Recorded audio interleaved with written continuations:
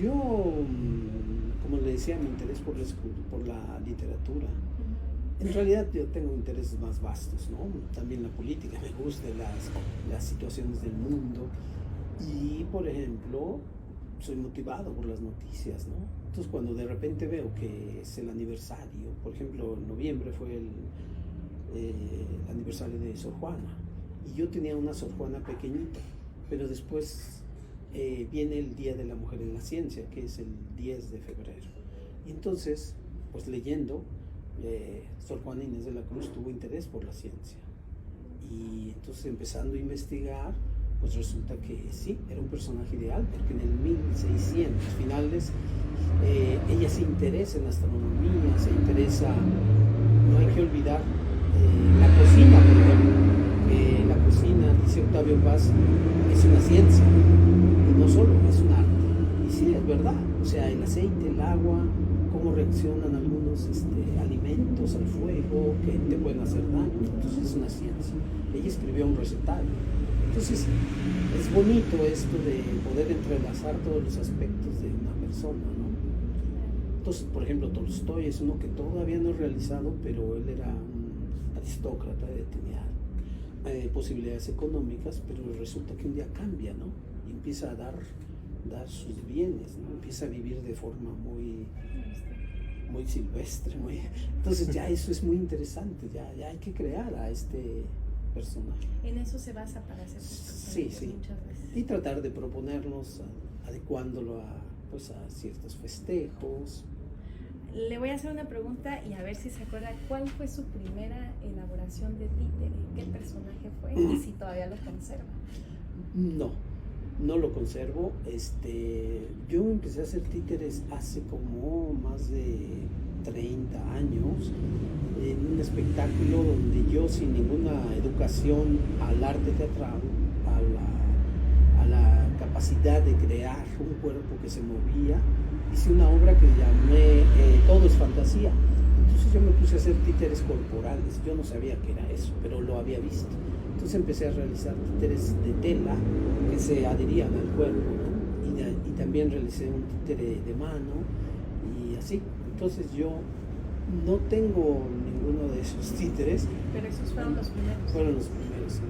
Bueno, y ahorita estamos también platicando fuera del aire, Alejandro, que en este taller tan hermoso, que la verdad me encantaría que la cámara abriera todo lo que se pudiera para que vean cada una de las cosas que hay, pero mejor venir. Hay presentaciones, Alejandro, cuéntanos un poquito también de eso. Bueno, yo realizo todos los días, diría, una investigación o una experimentación sobre diferentes tipos de títeres. Entonces yo he tratado de comprender cómo se manejan títeres que pues no pertenecen mucho a nuestra cultura, aunque sí ya en el mundo del arte teatral todo está muy combinado.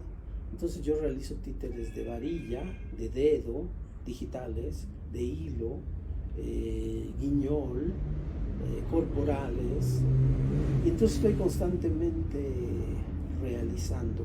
Entonces yo en este lugar que llamé al muro, esto sería interesante después decirlo, propongo unos recorridos en un espacio pequeño para conocer diferentes técnicas. Entonces yo hago escenas de 1 minuto en una superficie, de 2 minutos en otro tipo de teatro, ¿no? Que puede ser una plataforma, puede ser un teatro tradicional pero en miniatura, o un escenario más grande de mesa, porque hay títeres de mesa, ¿no? Hay de piso y así. Entonces propongo un itinerario, dura más o menos 1 hora, donde juntos hacemos un viaje por diferentes títeres, técnicas e historias. ¿Pueden venir niños, adultos, jóvenes? Sí, yo he tenido oportunidad de recibir a muchos niños, a muchos adultos y muchas personas de la tercera edad. Y me gusta mucho que se rían, ver que sí, es algo bonito. A mí, por ejemplo, me gusta hablarles de una canción de Pedro Vargas, y me gusta a veces que pues, muchos niños y adultos no las conocen, ¿no? Pero yo la adapto a una sirena. Y entonces es bonito. Esta, por ejemplo, es una herencia de mi madre, porque ella oía a Pedro Vargas, ¿no? Y es esta canción de... Bueno, no, es un secreto, mejor. Mejor seguimos con la siguiente. Oiga, y también ya adentrándonos también a este tema, al inicio de la presentación platicábamos que en Italia y en México se encuentra Almud. Cuéntenos qué es, cómo se originó y en qué consiste. Bueno, Almud no está en Italia, solo aquí. En México. Sí. Okay. Bueno, es una palabra que yo me encontré por caso, para algo sirve Google o las redes, y encontré Almud, la palabra que esconde un misterio. Y yo dije, vamos a ver qué pasa, ¿no?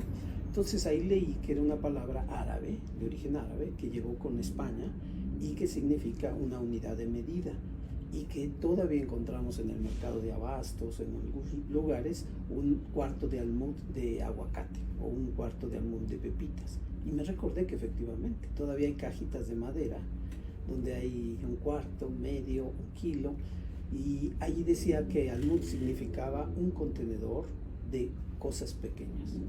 Y yo dije, bueno, pues está bonito este nombre, de el contenedor de ideas. Y de ahí surge este almud. Almud es una palabra árabe, como decía, y muchas, o casi todas las palabras, no todas, pero empiezan con na, ¿no? Almud es donde estamos. Ajá, sí. Y es en donde se presentan Sí. y elaboran los títulos. Sí, sí. Ahora, una diferencia en eso necesitamos que nos ilustre, Alejandro. ¿Qué diferencia hay entre marioneta y títere? Yo encontré algo muy interesante y no lo he comprobado porque estarán de acuerdo en que a veces hay tanta información y hay poca información, y hay veces hasta contradictoria. Yo leí una cosa muy interesante, que marioneta venía de María. Cuando llega a España y quiere ilustrar a las comunidades, a los indígenas, a convertirlos, diríamos que de una manera amable, aparte de las otras maneras fuertes que usaron, a usar el teatro. Entonces María era el personaje de la marioneta. Y yo leí esto y yo dije, pero ¿será verdad esto? Y lo busqué y he encontrado que de ahí viene la palabra marioneta. María. De María. Pero bueno, el títere viene de muchísimo más tiempo, ¿no? También he visto unas noticias de una lápida maya, que no sé si está en Honduras, donde hay un títere de mano. O sea, hay representado en la piedra un personaje prehispánico y tiene un títere y tiene un vestidito y tiene los dedos con las manos. Y yo digo, no creo que haya tenido que ver con los títeres, porque en ese tiempo, pues ese concepto incluso era nuevo tal vez en Europa como espectáculo, como recreativo. Pero tal vez era como en México, que había objetos sacrales, ¿no? Rituales. Y en el México antiguo, todas las actividades eran rituales. El comer, el preparar la comida, el mismo acto de comer, era algo ritual. Probablemente esta figura, que yo no la puedo comprobar que es verdadera porque está en Honduras, pero he visto publicidad sobre ella y estudiosos que dicen que sí, que el títere así de guiñol, me van a matar la comunidad de titiriteros, pero había este objeto. Es verdad que en la cultura prehispánica existían muñecos rituales, ¿no? Figuras incluso que estaban amarradas ¿qué eran? ¿Muñecos o eran representaciones? Pero también ahí volveríamos al teatro. El teatro es antiguo como el hombre, entonces esta necesidad de objetos para hablar, para expresarse o para comunicarse, pues era